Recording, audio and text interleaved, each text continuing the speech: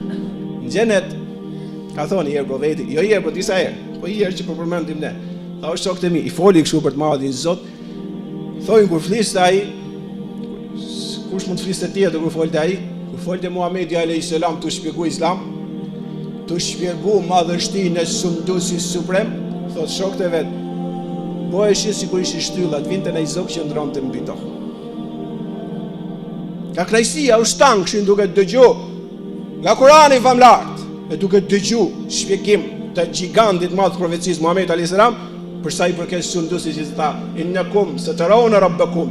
Tha o vëllezërit e mi, do ta shikoni të madhin Zot në xhenet, siç e shikoni hënën kur nuk ka re, dhe ajo është e plot. Pra pastër, qartë, kur nuk ka re, ajo duket e bukur, e këndshme, madhështore. Tha në xhenet do ta shikoni kështu Zotin e juaj. Si do e shikojmë vëllezër motrat nderuara? Profeti alayhis salam lutej dhe thoshte, dëgjoje këtë lutje. Thoshte, Zot, me fuqinë tënde të madhe dhe me dijen tënde të pakufishme, më le të jetoj kur jeta është e mirë për mua, ma sill vdekjen kur ajo është e mirë. Më bëni madhi Zot të kem frikë të ndukjen dhe vështirësi, dhe më bë të matur kur jam i pasur dhe kur jam i varfër, dhe më bën të mbaj nivelin mesatar kur jam i kënaqur dhe i hidhruar. I madhi Zot më bën të kënaq me çdo gjë që më përcakton, dhe mbas vdekjes më bën një jetë të këndshme. Më jep kënaqësi që nuk shtëron kurrë dhe lumturi që bëhet e përjetshme. Mos ma bë këtë gjë kaq shtëron që nuk e duroj dot, mos ma japësh kënaqësinë e pamjes tonë në xhenet dhe kënaqësinë dhe lezetin e madh që ka ajo. Ta kem këtë pas prova dhe pamundime, dhe të më japësh mall për takimin me ty. Më zbukuroj madhi Zot me bukuritë e Islamit dhe më bën mua thirrës në fen tënde dhe të udhëzohen për meje dhe unë të jem i udhëzuar. Gjithmonë u luste thoshe më mundso ta ndjej kënaqësinë e madhe të shikimit madhështisë tënde. Kështu ka pasur gjithmonë Muhamedi alayhis salam. Pse? Doni madhi Zot neve na çon xhenet. Inshallah o Zot. Ja në Ramazan po i lutemi. Zot na bën gjithëve dhe familjet tona nga banorët e xhenetit. Hyn njerëzit në xhenet, elhamdulillah. Subhanallah al-azim për nga madhështia, për nga bukuria, për nga pasuria, për nga pronat, për nga gjërat që i dhuroni madhin Zot si këtë botë, po të përsosura dhe të shumta. Dhe kur janë në atë qetësinë e tyre, në këngëzimin e tyre, në mirësinë e tyre, një zë thret dhe dëgjon gjithë banorët e xhennetit. Inna Allahe tebareke wa taala yastaziru. Tha sot ka i gjë të veçantë për ju. Në fushën e fjah, është i fushë shumë e madhe në xhennet, ashtu që e fjah ka përmend profeti alayhis salam. Tha Zoti ju pret në takim. Elhamdulillah, për nga mirësia, zbukurohen xhenetlit meshkuj apo femër ato që ja ka bërë risk i madh i Zot me hy për takimin e madh me sunduesin e gjithësisë. Për çastin kaq ju tha, në filan vend i madh i Zot don me ju taku. Dhe zbukurohen edhe shkojnë në atë vend. E kur shkojnë aty i madh i Zot kishte dhënë urdhër që aty ishin gjithë fronet e mbretërve të xhenetit. Kush hyn në xhenet është mbret i madh. Kush hyn në xhenet është mbretëreshe e madhe. Për nga madhështia, për nga vlera, për nga pushteti që Zoti ka dhënë dhe nga përjetësia, mbreti dhe mbretëresha është zero. Shkojnë dhe ja kishte vendos, thot profeti alayhis salam, ja vendosi madhi Zot shtretërit e mëdhej, fronet e mëdha janë në xhenet, gjithë secili me emrin e vet. Edhe doni madhi Zot ulen aty. Ulen edhe një zë thret dhe i thot: Ja ahlul janna, o ju që keni hyrë në xhenet, ju ka begatuar i madhi Zot me mirësitë e xhenetit, me begatitë e pavundme, ju ka dhuruar juve përjetësinë i përjetshme.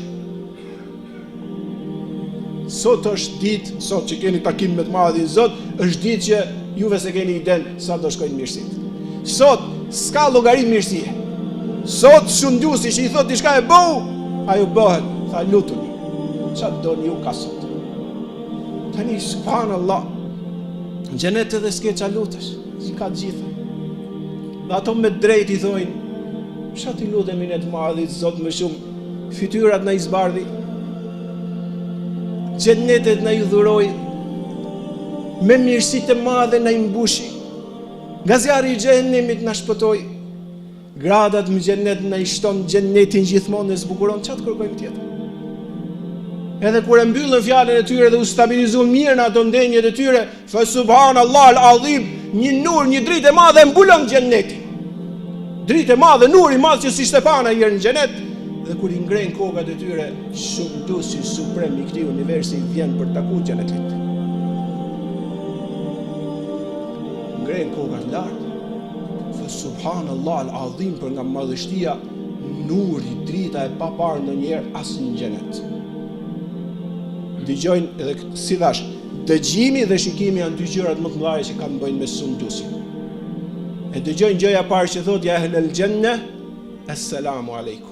Thonë, o ju, I thot Zoti I gjithësisë dhe I thot banorëve, inshallah neve, o Zot, dhe I thot, selamun alaikum, paqja ime qoftë me ju. Një zëri të gjithë I thonë, Allahume ente selam. Gjithë I thonë, Zot ti e paqja, qofshin fal, nga ty vjen paqja, ti e Zoti I madhështisë dhe I lartësisë madhe. Tha, hadha yawmul mazid fasaluni. Tha, s'ka problem, sot është dita që shtohen mirësitë, luteni çfarë doni.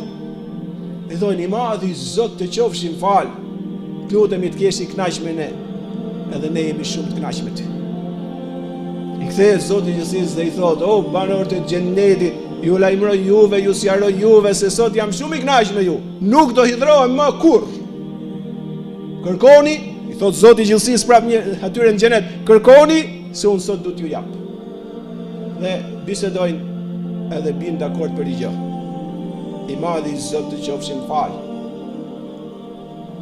Ta dhurum dynja, mbajtëm Ramazan, falem namaz, dham zeqat, shkuam në haq, respektum prindër, e nderum familje, respektum shok, e nderum fqin, nuk mashtrum, nuk intrigum, nuk përgojum dhe nuk bëm thashetën, lexum dhe studium dhe të ndershëm ishim, të donim ty shumë edhe dhe unë ku jetonim. Bashkëpunum në të mira dhe në të mbara, kur në mëkate në armiqësi, në islamin e madh jetum me mirësi. Të deshëm shumë dhe shumë të këty shpresonim frikë prej teje gjithmonë kishim. I madhi Zot të ndjem pavund. Çdo gjë që na dhurove që njëson ishte prej teje. Me ty jetuam edhe me fjalën tënde vdiqëm. Po vim dakord I madhi Zot mbasi u kënaqem shumë me dëgjimin e fjalës tënde, na mundësot ta shikojmë madhështinë tënde. Dhe thot profeti alayhis salam, e heq Zoti I gjithësisë perden e tij që mbulohet, al-hujub apo perden e tij, kur e hapi madhi Zot fa subhanallahu al-azim për në xhenet çfarë ndodh. Edhe profeti alayhis salam, laula anna Allah qada an la yahtariku lahtaraku. Tha, kur e zbulon pamjen e tij I madhi Zot në xhenet mos kishte caktuar me u djeg xhenetlit dhe ishin djeg në çast. Për nga nuri, për nga drita, për nga madhështia që është I madhi Zoti I qofshin fal. E ka kriju vetë xhenetliun dhe vendin xhenet që kur shikohet madhështia e tij mos diqet dhe të bëhet lur çdo gjë. Profeti Muhammed alayhis salam ka thënë sikur Zoti I gjithësisë në këtë çast, ta heqi perden që ai e mbulon qenjen e tij, çdo gjë ku arrin shikimi I tij diqet në çast nga bukuria, nuri dhe drita e madhe që përfaqëson ai. Dhe e shikojnë njerëzit Zotin e tyre në xhenet. E shikojnë dhe kënaqen shumë, sa për çastin që shikojnë Zotin, xheneti bëhet I pavlerë.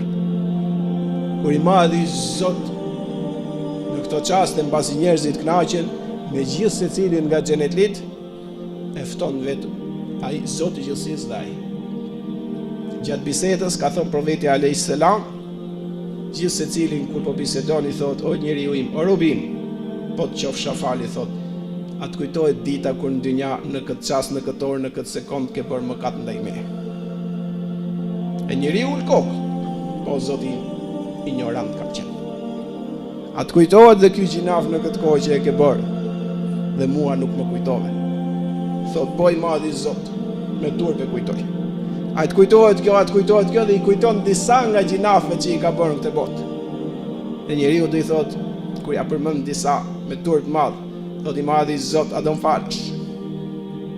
Gjithmonë falë I lore në Ramazan është më shumë. Tha, I thot njeriu nga turpi. Tha I madhi Zot, do më falësh mua? Tha o robi im, o njeriu im, falja ime që ta kam bërë më përpara të ka punë në xhenet. Pra të kam fal, po të fal dhe je I fal përjetësisht edhe gjithmonë. Pra shuhen totalisht gjinafet dhe elhamdulillahi rabbil alamin njerëzit jetojnë me të madhin Zot, jetojnë xhenet përjetësisht, si jeta kësaj bote po me parametrat përsosme dhe si jeta kësaj bote, po jo me trupin që vdes, po me trupin që e ka kriju Zoti, ligjet atje që të jetojë i përjetshëm.